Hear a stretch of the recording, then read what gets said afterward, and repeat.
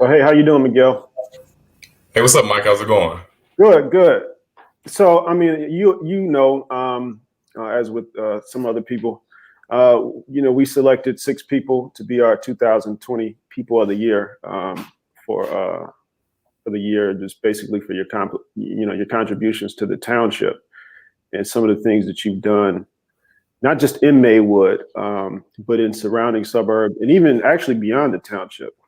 And so when we were compiling this list, I immediately thought of what you did with the Twin Villages Covenant, which is a partnership between Maywood and River Forest, which, I don't think either town has seen before. So it was pretty significant. And a lot of people were kind of heartened and inspired by that. But a whole lot of people may not necessarily know the backstory. So, I want to kind of give you an opportunity to explain how the Twin Villages Covenant came to be, what it is. But before you do that, I kind of want to hear a little bit of your personal story and upbringing in Maywood, or, your family history and how you got to be where you are now. Yeah, sure. Well, first, Mike, thanks for taking out some time to chat. It's really an honor to have this platform and just be able to talk about all the good things that's happening in Maywood and in our township. But a little bit about me: born and raised in Maywood, and have spent majority of my life in Maywood. Graduated from Washington Elementary, now Washington Dual Language Academy. After that, I went to high school in Merrill's Park at Walther Lutheran. And so that experience going to Walther really put me in a position to, learn more about our township, because a lot of the students there were from all over the place, even like River Forest, for instance. After that, graduating from, Walther, I went to Illinois State, got a degree in accounting, graduated in 2012. After that, spent about 4 or 5 years in Chicago, living with roommates, just, living the normal young professional life. And I think it was right around 2016 is when me and my roommate at the time just decided that we were going to go different ways. And so, my heart was in Maywood. And so I decided to move back. Where were you living in? Where in Chicago were you living?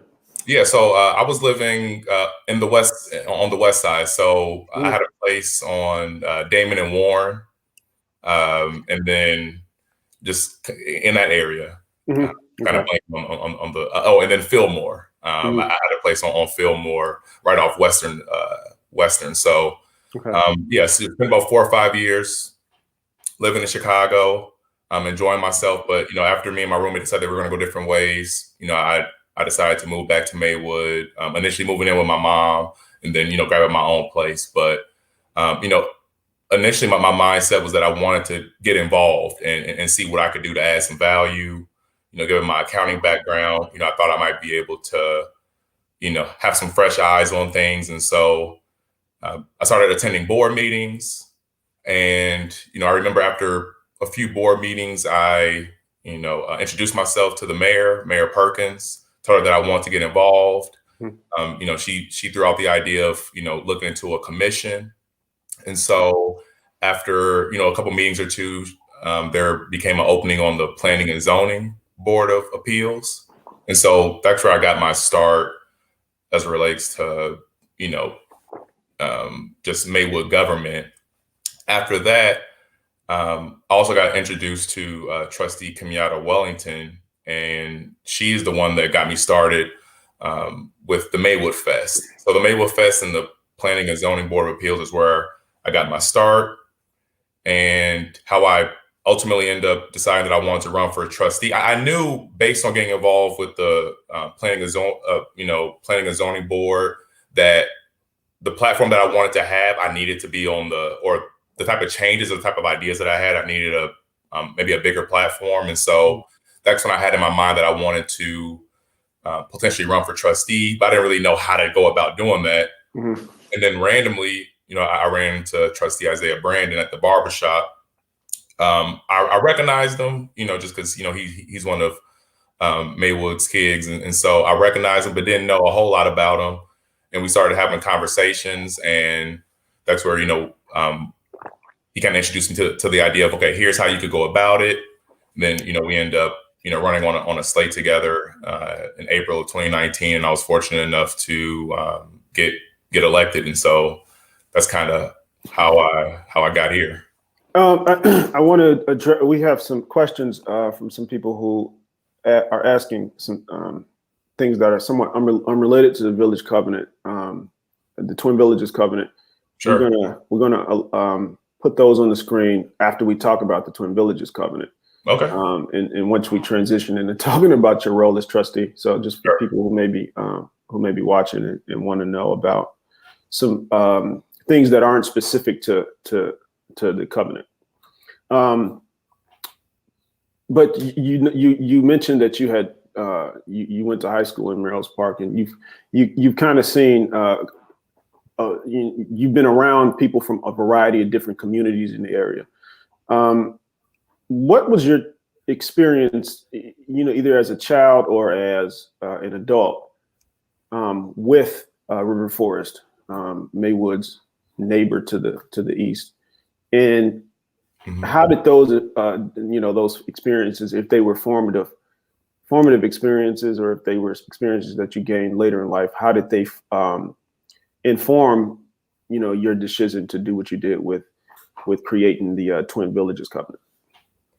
Yeah, so I would say my experience in high school and just with River Forest in general. So just to kind of backtrack, my home church is in Forest Park, and that's a very diverse church. What's the name of the church? Forest Park Baptist. Okay.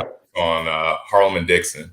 And so growing up there, that was a very diverse church. And that's where I actually, when I was younger, met one of my best friends at the time. And he is who actually introduced me to the concept of potentially going to Walther. Otherwise, I would have went to Proviso East.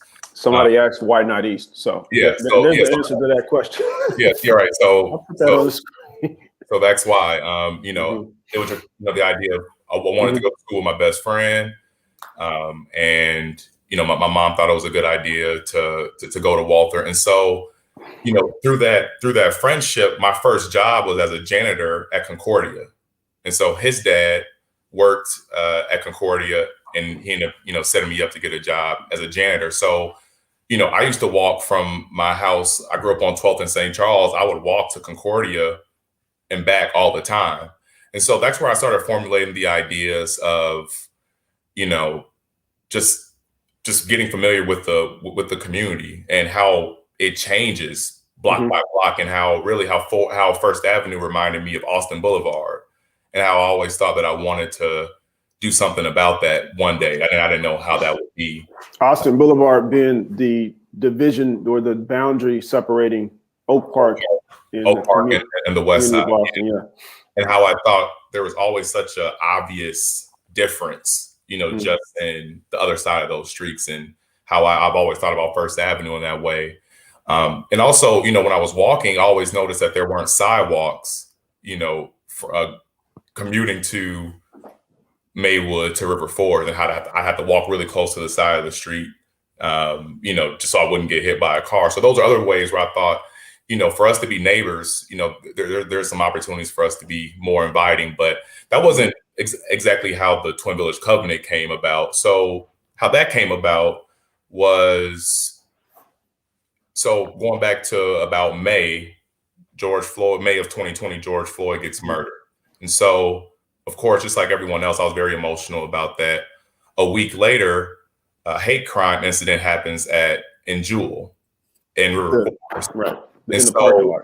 In the parking lot, a young lady was, verbally and physically attacked by a older white gentleman. And so, for that, I was just really almost just beside myself, and felt like, there was something that I needed to do. So at the time, the Illinois Legislative Black Caucus were doing tours in Chicago, and just in Illinois in general, to just bring awareness and talk about what the Black community demanded in response to George Floyd and what was just kind of going on, a whole bunch of civil unrest. And so from there is where there was a older lady talking to me, and we had kind of somehow the conversation of what happened at the Jewel came up. And, I was talking about like, how that was unfortunate and that type of thing. And she made a comment about how she's never felt comfortable, going into River Forest, and how she always like tries to avoid it and that type of thing. And, I thought, there, I felt like I needed to do something. And so that's when I, went home and contemplated. And I thought, I need to reach out to River Forest. I need to reach out to my peers here in Maywood and get some ideas like of what we could do to come up with a response that I thought was adequate for a hate crime happening, especially given the short time period between what happened with George Floyd and, what happened in the Jewel parking lot. Part of it was, a preventative mechanism, because I'm thinking, we're a predominantly Black community or Black and brown community. The community next of us is, predominantly, Caucasian. And so, part of it's like, I want to make sure that, the temperature is kind of turned down on this, but also I want to make sure that we made a proactive response of saying that, these type of things can't happen in our communities. And so from there, I reached out to my, my board members in Maywood, and I reached out to whether it be our village manager, our attorney, just to see, hey, I want to reach out to the village of Forest Park. Is there any issue with that? They didn't see an issue with that. I ended up, sending an email to River Forest President Kathy Aducey. And it was interesting. I had sent her an email, and she called me like 10 minutes later. And she's like, "Hi, Miguel, I got your email. What's going on?" And, I told her about what was going on. And, I said that I commended her for her response of kind of condemning it, but we need to have a stronger response. I thought, and she was all for it. And she was like, "Well, what do you think?" And at that point, I had already kind of formulated this covenant. And I thought it would be a good opportunity for us to, build a bond and build a relationship, seeing that we're so different, building a bond around love, but and particularly, around humanity, equity, and inclusion amongst our two communities. So things like that don't happen, because usually things like that happen when we don't know each other. And so, she liked the document. I was able to push it over to some of the other trustees in River Forest. In particular, a lot of the lady trustees on their board did an outstanding job, giving a lot of feedback. In particular, Trustee Brennan, Trustee Balkner, and Trustee Hennick did a great job giving me a lot of feedback and really making this a collaborative piece that they ended up, pushing to their board and approving. Before you got the idea to collaborate with River Forest, what was your idea of how Maywood and River Forest collaborated, in the past? Or, when you were first elected, you kind of get a sense of the inner workings of local government. What was based on your understanding, your experiences as an early, as a rookie trustee, what did you see to be the depth of the relationship between River Forest, the working relationship between River Forest and Maywood, at least as it related to our various village boards and governing entities? I wasn't aware of any formal relationship. I'm aware that, from a public safety perspective, there's relationships there, for like emergency response and maybe even like public works, they might have a relationship. But as far as governing bodies, I didn't think there was a formal relationship at all. And so I think that's what made the opportunity so unique. And for a lot of people, very exciting, because we are neighbors, right? And it's weird that, it'd be weird even if, if you have a house and you don't have a relationship with your neighbor, it would be weird. And usually, the value of your home is very dependent upon your neighbor and how they're doing. And so that's how I thought about it. Maywood and in general, our growth potential really depends on how we fit in our region. And so my concept, even coming into the village board, not only just River Forest, but with the other villages and towns that surround us is that, in order for us to reach our full potential, we have to complement our surroundings, and we have to have formal relationships with our other communities. Because, we all are, what we have in common is that we're the west suburbs. And with River Forest in general, we have a forest preserve in common. We're both riverfront communities, sharing the Des Plaines River. And that's how I always thought about Maywood. And so to me, there was a lot that we had in common. And so this was just, I guess, a unique opportunity for us to collaborate. And we're both bedroom communities too. I mean, that's a really important thing from a development perspective. I think 70–80% of Maywood is residential, or it may even be higher than that. And a lot of River Forest is residential. So it's a lot of similarities in housing stock and just in that development characteristic. Absolutely. And honestly, part of the thing about the covenant that I wanted to focus on were the things that we had in common. And usually when it comes to, Maywood or River Forest, people thinking about it, they would think that we would have nothing in common, but that's honestly not true. I mean, to your point, we're predominantly, bedroom, communities. Both communities pay a lot in property taxes. Both communities don't really have a robust, a commercial or retail space. And so I think there's an opportunity. I think we have similar, struggles. And, I thought it was an opportunity for us to think about ways in which we can, start to be solution oriented with some of the problems that we have, that we share. So you email Mayor Aducci. She responds, you get on the phone. What happens with respect to, how does that, how do you get from this conversation between the mayor and yourself and, an actual document that each village board eventually votes on? Yeah, so I was really inspired after the Illinois Black Caucus came to Maywood. Governor Pritzker came out. All of our state and county elected officials came out to show support for our communities and what was going on. And I was really inspired. So that night, I wrote this document in mind based on that conversation that I had with the lady that I met. And so after that, this was something I was like, okay, this is something that I knew that I wanted to present to both communities. It just came on me.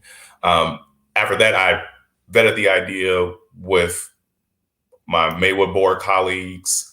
And then I wanted to make sure that, one of the things I wanted to make sure was that I reached out to our village attorney to make sure there wouldn't be an issue with me being an elected official, kind of going over to another governing body, asking them stuff, right? Or, asking them to look at this and what do they think about this? And so, I went over, just saying that, I don't, I'm not representing the village board right now. This is just me as a Maywood resident, a concerned resident about what's going on in our community. But, I believe I attached this document to the email that I sent to Mayor Aducci. And when she called me back, it was one of those conversations, she was just very open-minded about, okay, so what would you like me to do? And I said, hey, I'd like for your boards maybe review this and look over this and see if you like it. And if not, let's commit to it. Let's, in response to a hate crime, let's have a covenant that, not only condemns this, but then proactively, starts a partnership. Basically, I wanted to create something that, if I was racist, I would hate that response, right? Like I would hate for this community to come together and, become stronger due to a hate crime, or something like that happening. So I would say there's about a 2-week span where I was able to connect with a lot of their village board members. They, redlined the document, added this, added different fonts and backgrounds and made it the document that it was now. And so that was ultimately what was, voted on their board. And then it actually came second to the village of Maywood because we were on a summer schedule at a time, meaning that we only met once a month. And so the next time that we were going to meet was in July. And so by the time our board had seen it, River Forest had already voted on it and approved it. So, and then our board voted on it unanimously. So it did feel good that, both communities thought it was a good idea to move forward with it. So what does this mean for people for the average person in Maywood who may not know anything about what this agreement is? How do you distill it to them? How do you explain how do you explain how this agreement will actually affect their lives? Yeah, so I would say how it affects them. Well, really, it's one of those things. It's a grassroots effort. So this is ultimately what we make it, right? And for me, I thought it was an opportunity for us to, once we agree to it, it's an opportunity for our community to make of it what we want. And so, for me, I would challenge the community. It's not really about what it could do for you, but really what you could do for it. Is how I would describe it. But I think it's a great rebranding opportunity, I would say. When I think about Maywood and what people think about when they hear about our town, I think it's just a good opportunity for us to say that we're thinking about the future. And for me, I want to leave Maywood better than what I found it, but also I want to think about what type of community do we want for the next generation. And so I think it gives us an opportunity to network with the community that does a lot of things well that we can learn from. I think Maywood in turn does a lot of things well that River Forest can learn from. And then really we could become, a kind of a twin village. And just so you know, Mike, where I even got that twin village thing from. So I don't know if you've ever seen Remember the Titans, but there was a part in the show or a part in the movie where I think he was the quarterback. He ended up getting hit by a train. And so he's in the hospital. One of his teammates, he's a white guy. He ended up in the hospital. One of his teammates comes to visit him, and he's after visiting hours. And so the nurse says, hey, only kinfolk can come and visit.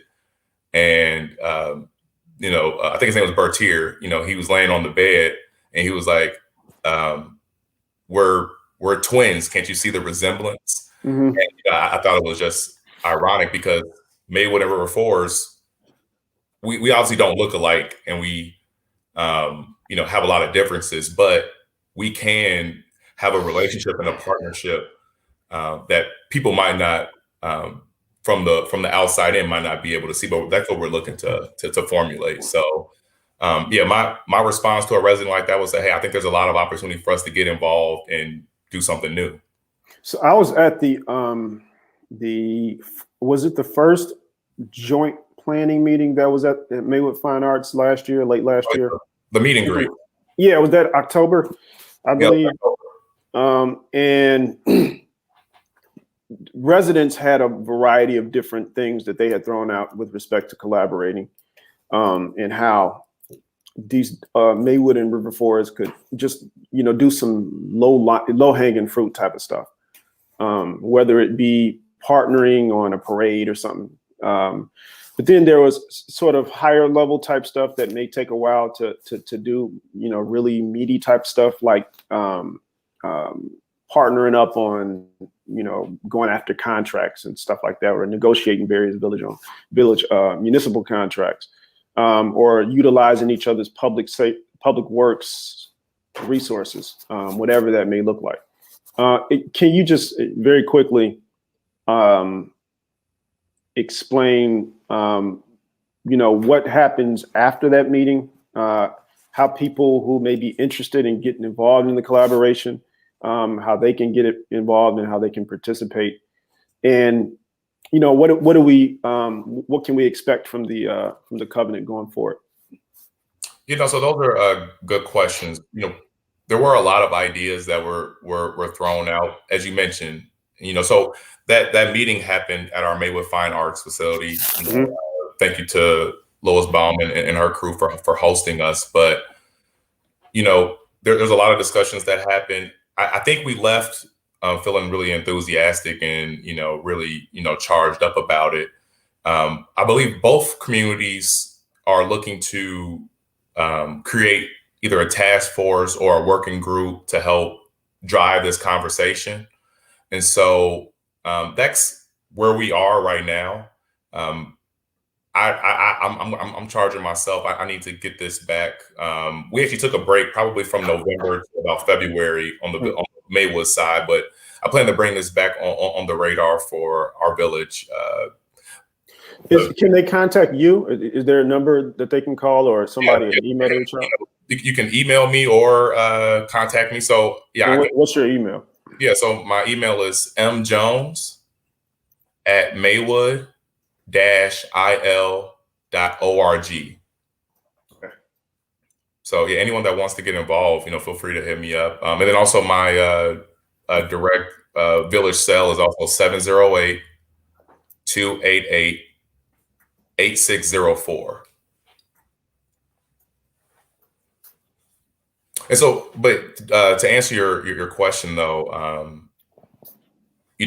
I think that's our main, or that's our next big step, is to, work to get some sort of working group that's going to be tasked with kind of facilitating these conversations, bringing the major stakeholders in our community together. So not only just the government side, but the community side, our not-for-profit organizations, bringing them together and seeing where there's some natural synergies there. And, some of the ideas that were brought up, and, COVID has impacted this stuff, but, even whether it be like a Des Plaines cleanup, I believe River Forest already, does something like that, but Maywood, joining those efforts.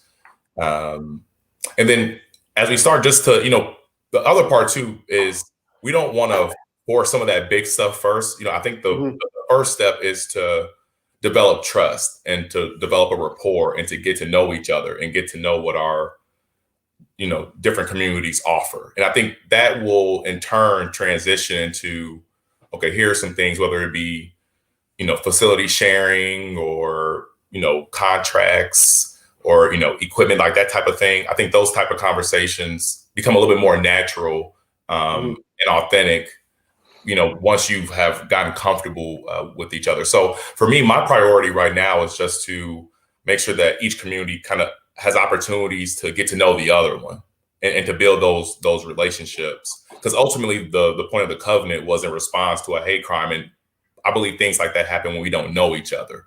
So once we get to know each other and once you get to know your neighbor, then you can kind of talk about, oh, well, I'll mow your grass. And then, if your snowboard breaks or something, then I'll come over and do your sidewalk. I think those conversations happen after the fact. You shake hands, you bring over the Jello mold, you have those conversations, and then you kind of talk about, some of those other things. I would, I cover, in addition to publishing Village Free Press, I cover education for the Oak Park and River Forest area. And I will say that since the Twin Villages Covenant was voted on by the Maywood Board and the River Forest Board last year, there was something about what happened to George Floyd that really kind of prompted a real, it stirred something in some people in River Forest. And I think Mayor Ducey may, I know she was at Maywood Fine Arts doing the meet and greet, and I was in her group. And you do see a passion about this issue from some people in River Forest who have influence. And I will say that since the covenant, both boards passed the covenant, I'll give you two examples of what I've noticed from the River Forest side. So one, and you're familiar with this, we quoted you in that story about the River Forest Soccer League that actually invited to pay memberships for any kid in Maywood who wanted to join the soccer league. I don't think they'd ever done that before. And I'm not entirely sure if any kids from Maywood took advantage of it. I know, considering the times, it was sort of a sensitive thing, but just the fact that they reached out and offered to pay the membership of kids who wanted to play soccer in Maywood, and was open enough and vulnerable enough to extend that invitation was significant. And then secondly, I was actually supposed to interview President Donna Carroll from Dominican and Mayor Ducci today about another initiative that Dominican is doing that was apparently inspired by the covenant. And so every spring, Dominican sends some of its students to various places, typically overseas, I'm assuming, to do mission trips. This spring, they're going to send their students to Maywood. And so they're rolling out that along with some dialogue about truth and racial healing and equity that they've been doing for the past several years. And I think that's another significant sign of people in River Forest really just wanting to do something to try to bring on some reconciliation between the two communities and between the two predominant ethnicities and races in these communities. But I will say, and I'll ask you this, there is I do, report on the relationship between Oak Park and Austin.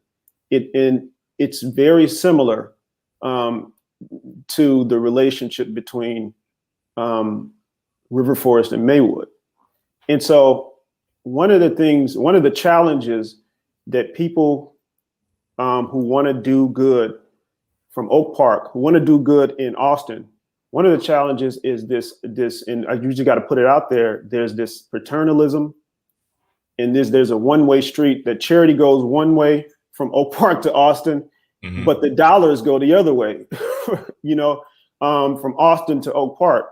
And so that's a critical dynamic that a lot of people on both sides, people in Oak Park and River Forest are really wrestling with this dynamic because it is out of whack. And people in Austin are wrestling with it as well. How are we going to make sure that there's a balance in this relationship, in this relationship between Maywood and River Forest, so that the charity and the philanthropy is not just going one way, and then the dollars are still going another? But how do we make sure that there's real mutuality in this relationship, so that we don't see one side doesn't see itself as a savior or as coming to do good, and the other side doesn't, see itself as the victim getting helped? If you kind of get what I'm saying. Yeah, no, that's a good question. I would say, initially, that's why I wouldn't money really isn't, or the resources part isn't the important part right now. I think it's one of those things. It's, I almost think about it from a perspective of giving someone a fish and teaching someone how to fish. And I think I would kind of follow more so that philosophy as it relates to our partnership. I think there's a lot more opportunities for us to kind of create a model that could work for, let's say, than Oak Park in Chicago. But yeah, I think the first step is not so much thinking about the resource part, but what can we just learn from each other? And then after that, that's where, we can think about what makes this a win-win for both communities. I also think that's important. And that's where those working groups come in, where they can assess those impacts. Mm-hmm. In my mind, and I want to be careful how I say this, but I think there's opportunities later on where if we are managing this correctly, we can try to stimulate that growth that Maywood needs, but managing it so we're not displacing people, where we're not where we're not changing the culture of the community. And so that's where, when people say, well, how does this benefit me? I think that's where people can get involved to address those things. But because there may be opportunities for people in Maywood to do things in River Forest, and vice versa. There's right. The charity and the goodwill can go both ways. Absolutely. And I'll even use an example about, and small things too. So for instance, one of my mentors is telling me that, his favorite pizza places in River Forest, right? But they don't deliver to Maywood. So like those are things where like there is no money involved in that. Where like those are things that we can address. Where we make that relationship better. Our forest preserve, thinking about ways that we can collaborate around our natural borders, where there's not any money involved. It's just about building those relationships. Building the relationship between our Chamber of Commerce's, that's where they can kind of come together and have the experts talk about, so what does this look like from a regional perspective? What does River Forest have that where it'd be a good complement for Maywood? But that's, again, I think that's down the line. But ultimately, I would say it's about a win-win. It's not about Maywood having its hand out or, River Forest looking to dig into their their pockets. I think, I think that's, I would say, hopefully it's not a fear tactic that's being used by people that are nervous about this type of relationship. I think it's about relationship building and rebranding both of our communities. I'll give you, I did a lot of walking in River Forest a lot, when I used to walk a lot. And I've never felt threatened or unsafe or uncomfortable walking to and from River, in River Forest. I love River Forest. I used to live in River Forest.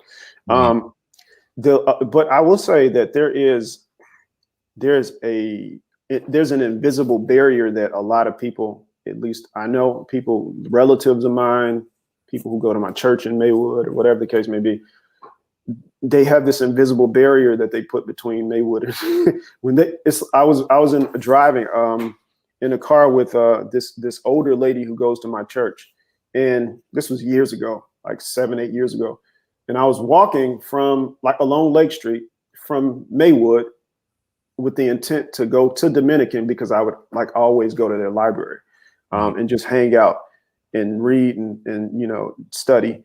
And she saw me walking, gave me a ride. It was like at the corner of Lake and First. We get to, she's like, "Where are you going?"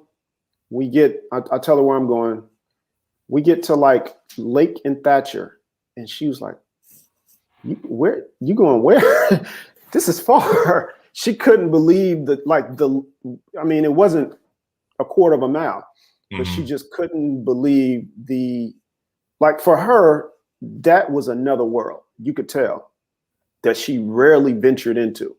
And I would suspect that for a lot of people, that barrier is real. I mean, it's literal, but it's also psychological. And a lot of people don't break it for whatever reason, even though our communities are strikingly similar, historically similar. Maywood is more historically similar to River Forest than it is to communities like Bellwood and Broadview, which are newer, post World War, to those, much newer communities that don't have the kind of history that Maywood and River Forest and Oak Park do. A lot of the African American community in Oak Park and River Forest, they came into Maywood when they were displaced in the early 20th century. And so you have a real close synergy between Maywood, River Forest, and Oak Park that it seems is almost forgotten now. And so I thought it was really fascinating what you're trying to do with this covenant. It's more of a, mending emotional and in sort of psychological bridges or divides, which I think is even more perhaps important in certain respects than physical divide. So I really commend you for doing this. I think it's exciting. I actually you are a trustee, a Maywood trustee, and people have certain questions for you in your role as trustee. And also you wanted to talk about some other things that you're doing to try to build bridges in the community as well. You can actually talk about some other things, some of the recent things that you're doing to try to build bridges within Maywood as opposed to between Maywood and other communities. And then after that, I'll just sort of put up some of these questions that people had. Sure. Well, so I could talk about some stuff that we've done in the past. This summer had a great opportunity to partner with the Village of Broadview and Village of Bellwood on our first Tour de Proviso. We got about 100 folks out for a chilly bike ride, which was awesome. And so, like, those are small things that we could do to, similar to what we're trying to do in River Forest, just get people comfortable with what our other towns have to offer. And then, it's also an initiative of promoting health and wellness, promoting the fact that we need to have infrastructure to encourage bike riding. We want to make some of these things staples where, people look forward to these events in our community. So, shout out to Mayor Thompson and Mayor Harvey for partnering with that. Something that, I look forward to doing this coming up summer. One of the other initiatives that I'm looking to push forward is the improvement of the basketball courts at the Connor Heights Memorial Park, also known as 10th Park. So, recently the village board approved for us to name those basketball courts within the park after honoring Doc Rivers and his family. And so, that's another opportunity for us to build bridges from, people that mean a lot to our community, but then also have the resources and the influence to, really make some changes in our community. One thing that I think about too, Mike, is our return on capital in Maywood. And what I mean that is from what the residents put in, what do they get out of it? And so, my job, I feel like, is to try to figure out what we can do with what we have and make more. And so we have a historic basketball court in our community that could be a tourist attraction, that could be hosting outdoor basketball tournaments, that could drive the attention to what is much needed on Washington Boulevard, and that is for it to be redone and repaved. And so that's an opportunity for us to improve that basketball court and, start bringing some more excitement into our community. So that's just one of the, few things that we have going on, and to, honor people, because, Maywood has, you talk about, for us to be only 21 blocks, under 30,000, population. I mean, we've had some amazing people come out of this community. And when I think about Maywood in general, aside from our location and our housing stock, I think about sports, not just basketball, but all of the sports, and how, again, what return on capital is Maywood getting from that, right? I mean, we send about, 10 to 15, Maywood's own to the NBA every, in a 10-year span. We're sending about 20 kids to the NBA. And so what does that mean for Maywood, though, right? And so I think, it's an opportunity for us to think about how we can lean on our professional athletes, let them know that we really, we respect what they're doing in their profession and honoring them, but then also giving them an opportunity to invest in the community. So, I'm so excited with what's going on, and even outside of sports. Speaking about Maywood's own, we even think about how we have someone from Maywood that's now the Speaker of the House in Illinois. So it's a great time to be involved in Maywood right now. Now, there was some controversy with those courts, not necessarily I don't think anybody's against naming the courts, but with the proposed renovation of the courts, you came against some opposition from some members of the board who felt that with an intergovernmental agreement that's supposed to be on the books, that the village and the park district, which is a separate taxing body, are supposed to be negotiating. They felt that it would be good to wait to before trying to at least renovate the court, so that you at least have the buy-in from the park district. I want to give you an opportunity to kind of respond to that aspect of it, because there's been some confusion among the residents. I don't really think this is an issue of the naming of the court. I think that's pretty much consensus but the renovations some people may have some issues with how best to approach the renovation process. So I want to give you an opportunity to respond to that. Yeah, I appreciate that. So this whole idea. So I went to Washington School, where 10th Park is, or I'm sorry, the basketball courts are right across the street. And so I've always kind of had this passion for knowing the history of it. When I was growing up, and I would see, I say, for instance, like Shannon Brown and Dee Brown, like they'd come up there and play basketball, and so it meant a lot to me. And so I've always had this thought of, whether it's in partnership with the Park District or whoever, that we need to make this a state-of-the-art tourist attraction, because this is our Rutgers Park, right? And so, once I started throwing this idea around to people, including Doc Rivers' office, and was able to get some financial support for it, and us knowing, and this is me having the background knowing that the village was in preparation of transferring this over to the Park District, I actually reached out to the executive director. I called her and I was like, hey, so I just, got a decent amount of money to help support the renovation of this park. I know we're in the process of transferring over the parks.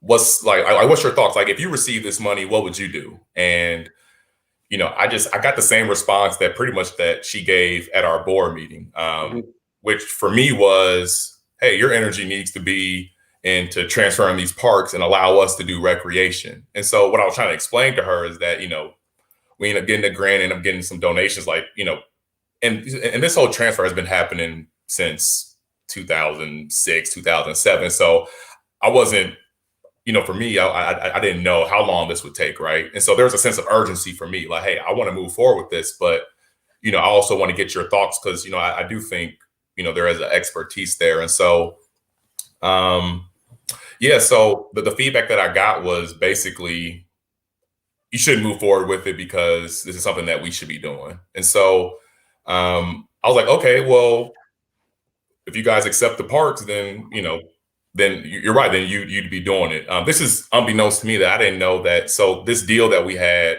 with the Park District, the transfer of the parks over in like this tiered type of time frame, I think back in November, they declined the offer, saying that they needed support getting the parks up to code. I think the issue has been money, right, just to put it frankly. Yeah, it's been money, right? So at that point, given where we were financially, I was like, well, I'm not going to wait, especially when you got someone like a Doc Rivers on board and you got resources. Like, you don't wait on opportunities like this. And for me, I thought this was just an opportunity for us to collaborate, right? Because, we want all hands on deck on this. So to me, I think it's kind of unfortunate that we kind of threw in this, which are two separate ideas, right? Us transferring over the parks to them and this initiative are really two separate ideas. But I'm all for, really, the Park District should own and operate the parks. And I'm hoping to do whatever I can to support that initiative. But in this particular case, we received some resources. There are time restrictions on it, where, you need to get started and have, a statement of like what's going on, where we don't have time to be tabling this and pushing it forward. If you want to get these people, to stay committed to this idea of improving it. So I did have a presentation, just to kind of fast forward to our last board meeting where it was approved. I had a whole presentation brought up on, here's how much, we've collected so far, and here's how much we think the project might cost, just to kind of walk people through it and get comfortable with it. And, for lack of better terms, I kind of got filibustered, or I'm not even sure if that's the right term, but, because people, for whatever reason, maybe it's political reasons or whatever, didn't want to hear the idea or whatever. And so I think that's where the confusion came. People didn't really hear a great explanation on what the entire project entailed. But, ultimately, we're looking to, similar to what Broadview is doing, we're looking to create a basketball court where we can host events, and, ultimately, start to invest in our Washington Boulevard area, and that corridor is really important. So I want to get to some questions before we get off the line. And there were some people who had some questions earlier in the conversation before we started talking about the Twin Villages covenant. Sure. And they're somewhat unrelated to the covenant. Some of them are kind of all over the place. You can kind of respond how you will, but try to like keep the response as succinct and simple as possible, because we got several of them. This says, what about the alleys in Maywood? I don't exactly know what specifically they want to know about the alleys, but I know that there's some that are not paved, and there are others that are. How would you want to address that? Yeah. Well, again, we have a problem with getting the resources necessary to do these things.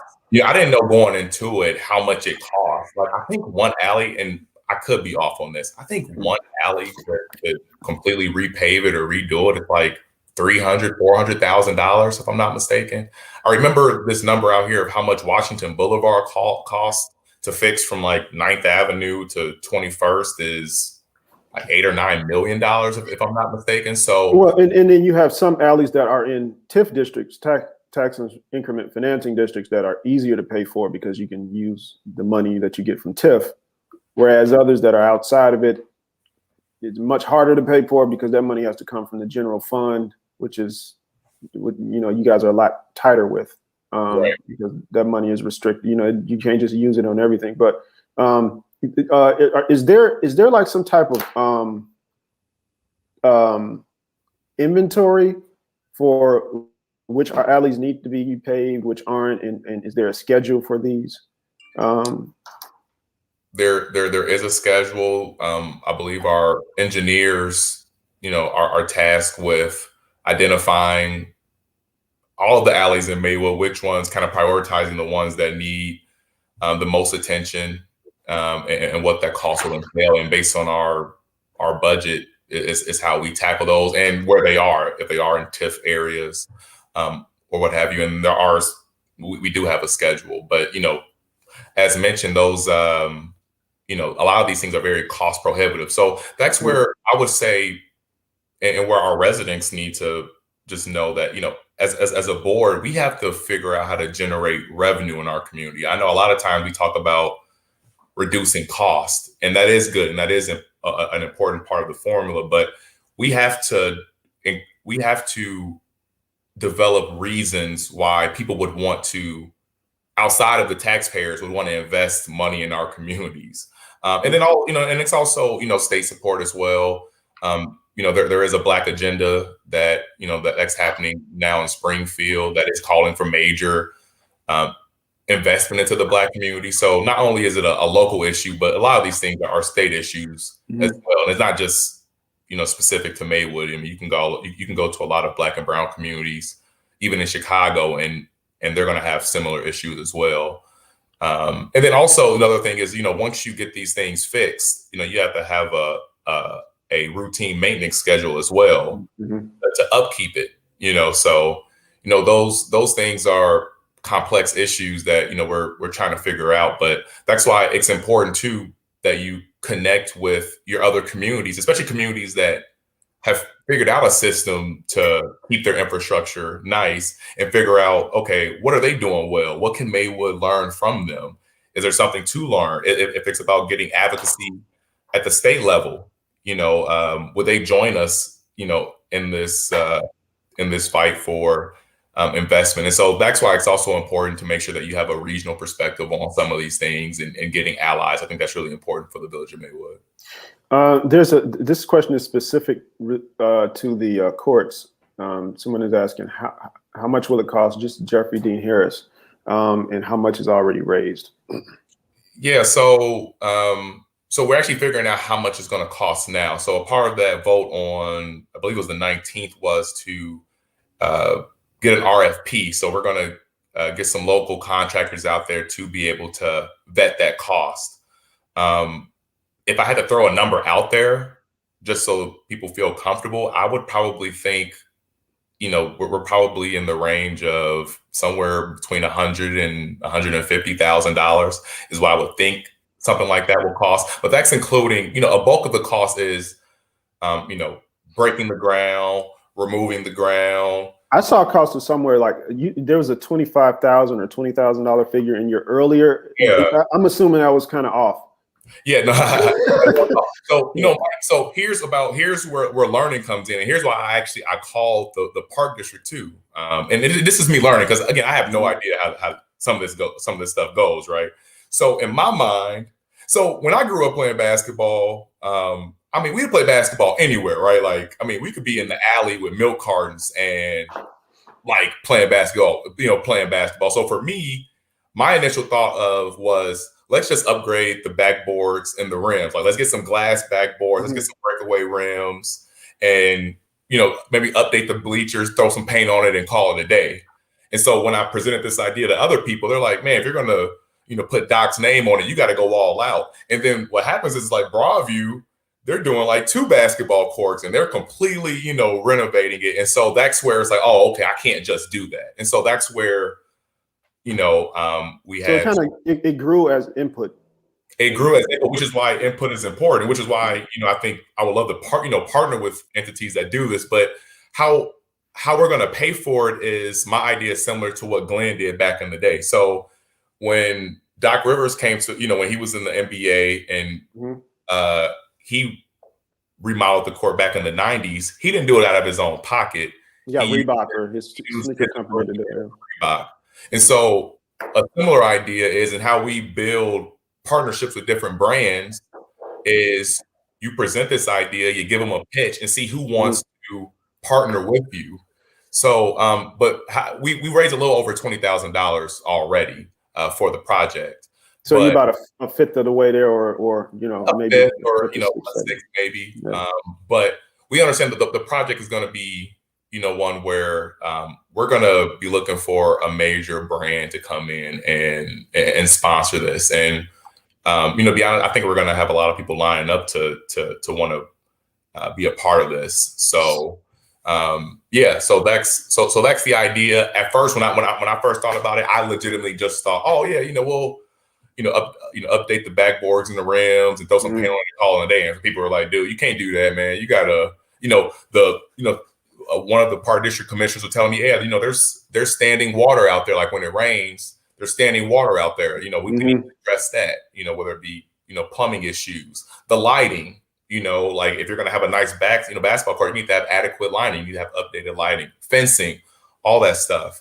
Where, when you're doing that stuff, the engineer costs and architects, and, so the cost went up tremendously. But, that type of money, to be honest, is with some of these brands, that's not a lot. So Reggie, I'm not concerned about it. There's this question, Reggie Wright asked, will minority contractors be involved? And I know in certain, projects, there are some set-asides or, targets that you kind of want to, try to hit when it comes to minority contractors and subcontractors. And I guess that's what the question pertains to. Yeah, I would love and recommend for our staff to look for opportunities where minorities can be a part of that project. That's actually, and that would kind of fit the, I would say, kind of fit the narrative a lot better. And I'm sure that's something that Doc would recommend as well. So as far as the minority contractors, absolutely. That's something that I'm definitely committed to making that recommendation. Angela Copeland asked if you can discuss the plans, if any, on Fifth Avenue by the train station. Yeah, actually, dang, I meant to write that down. Mike, you might actually know the name of it. We actually had, it was a RTA. There was a plan that we were going through last year. The Metro study? Yes, where there was an entire plan presented for that area. And again, those plans, whether it be our comprehensive plan, usually where people get stuck is, how are we going to pay for it? Or, how's it going to work? And so that's where, as a board, we have to be really creative and understand, okay, what can we do to stimulate investment into our community? And so it can't be just, the answer can't just be tax levy increases or decreases or whatever. We have to build relationships regionally and outside to create like, you know, to create those, you know, resources so we can do that. But there are plans and they're there. Yeah. So just to follow up on your question, so you have the Village's comprehensive plan that was updated a few years ago. And then there's the RTA study, that the transit oriented development study that they actually did one, you know, almost 10 years ago, and then they updated it. They may still be in the process of updating it, or maybe they recently finalized it and sent it to the board for final approval. But there's that plan that is available. We've written about, and that residents can actually look up online. And I'll actually try to put it in the post. It's and I'll try to look up the article and reference it specifically. But you know, that plan is available and out there. Whether or not it's actually going to be actionable and the village will do something based on the plan is another issue. But yeah, what you say is correct in terms of plans along Fifth Avenue. So I mean, there's development happening several blocks south of Fifth Avenue, along Fifth Avenue. This large apartment building that was recently built, and I think it's still in the process of being moved into by us, by residents. Affordable housing, affordable apartment units, I guess, between studios and like four units. So, you know, that corridor has been discussed as sort of, you know, an area of focus for community development in Maywood. How does, you know, what she's asking is about the train station, but in fact, you know, the village's focus in terms of concerted, you know, deliberate development extends all the way to Quincy, because I think technically that's the end of the downtown area. And it's downtown for planning purposes. Kind of explain, you know, kind of discuss what you envision as an individual trustee, because it may or may not be a unified thought process among all board members or consensus. But what is your vision as a trustee for that area of targeted development in Maywood? Yeah, so my vision is for it just to be a robust place for people to be able to shop, eat, entertainment, up and down Fifth Avenue. I would like for our Fifth Avenue look in some respects like Madison Street and Forest Park, you know, give or take. I mean, it's a lot of bars and restaurants, but have that type of energy, have that type of decor. And, you know, so here's the good thing about Maywood, and here's where the challenge is that Maywood, from an economic perspective, is in a great location.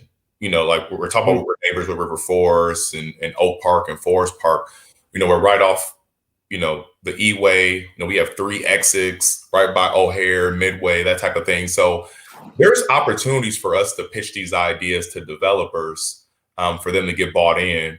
But what we have to make sure that we do is that, going back to that brand, is that, you know, when these folks come into our board meetings, are they leaving, you know, wanting to do business in our community? And making money has less to do about, or I'm sorry, doing business somewhere has less to do about the money and more about the relationship. And so I think our board has to do a better job at making sure that we're presenting ourselves in a way in which people would want to come in and do business with us. And I don't think we've done a good job at doing that. I don't think that's been front of mind. And then also, I think, you know, we have to make sure that we're clear with our community development. There's been times where we've had developers come in and we just haven't been on the same page as a board as it relates to certain development opportunities. And so that's not good either. You know, we have to be able to give our community development instructions, have them be able to go with those instructions and pitch those ideas. And then when it's time to do business, we have to look as if we're a community that's open for business. And, you know, we have to present ourselves professionally at board meetings. We have to treat each other with respect. And I think those are things that when people think about business relationships, like, okay, because if that's how they treat each other, how are they going to treat me? How are they going to treat my business? And then, we also have to think about, what is our reputation in the business arena, right? And what we could do to heal those things, our business reputation as it relates to, how we take care of our business, and, are they interested in in what we have to offer to come to their communities? I think we give mixed signals to different businesses. Again, I think that's an area where we can learn from other communities that surround us, where we can get ideas. Okay, here's how we can go about doing this, where they don't need to give us anything. We could just observe. We can learn from their chamber of commerce. We can learn from their community development, and build those relationships. So I think there's opportunity in that regard for Fifth Avenue, Roosevelt, Lake Street, all those kind of like main corridors where we can, look to stimulate economic growth. There are like two, one, this one, and then one more question. After this one, what are the stipulations on Maywood-based organizations using the parks and athletic buildings in Maywood? I'm not entirely sure what that person not exactly sure either. Exactly like what they mean. Usually you can. Now this is a non-COVID-19 environment, but usually you can rent those spaces.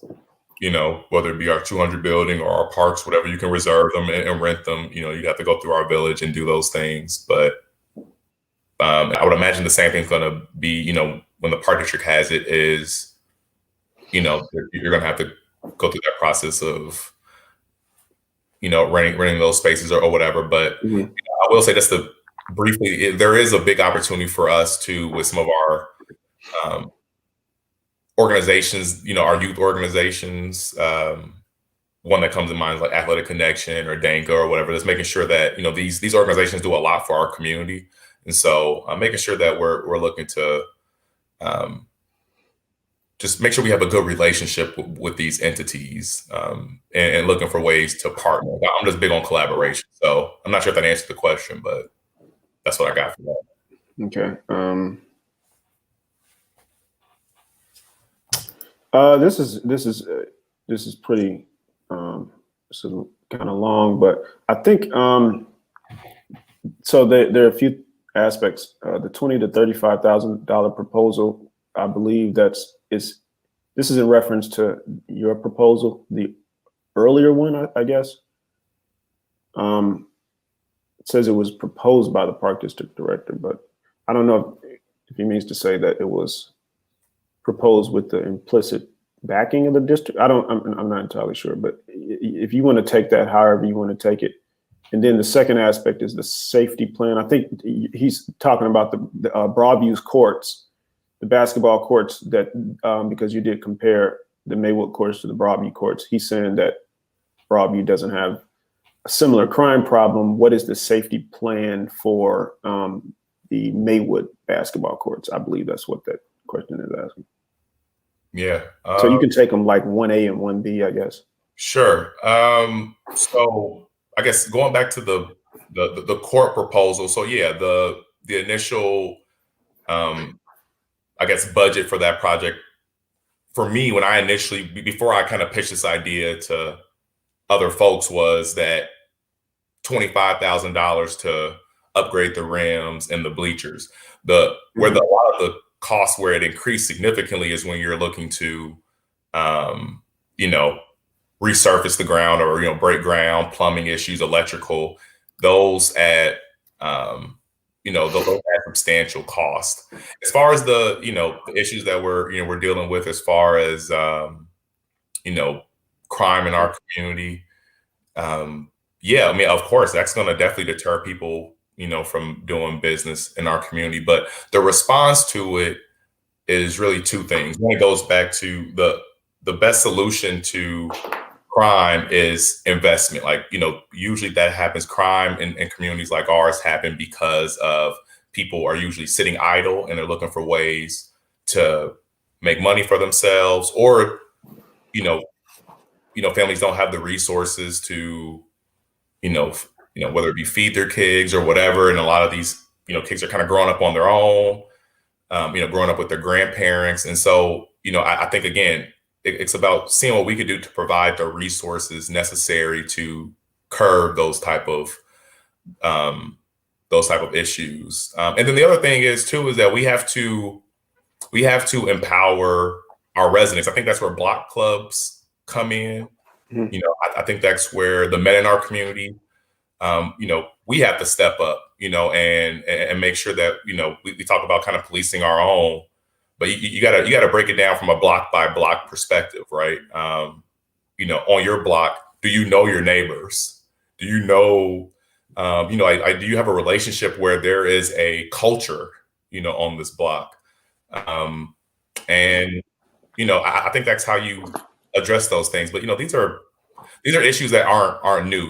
We've been facing these issues for a long time, and a lot of it's hard to talk about crime without talking about the causes of some of these things. Yeah. So yeah, so I think there's a lot of ways, but for me, I think it's two things. It's about what can we do to get investment into our community, resources, jobs, different youth activities. What can we do to bring those things in? But then also empowering our residents, block clubs, getting to know your neighbors.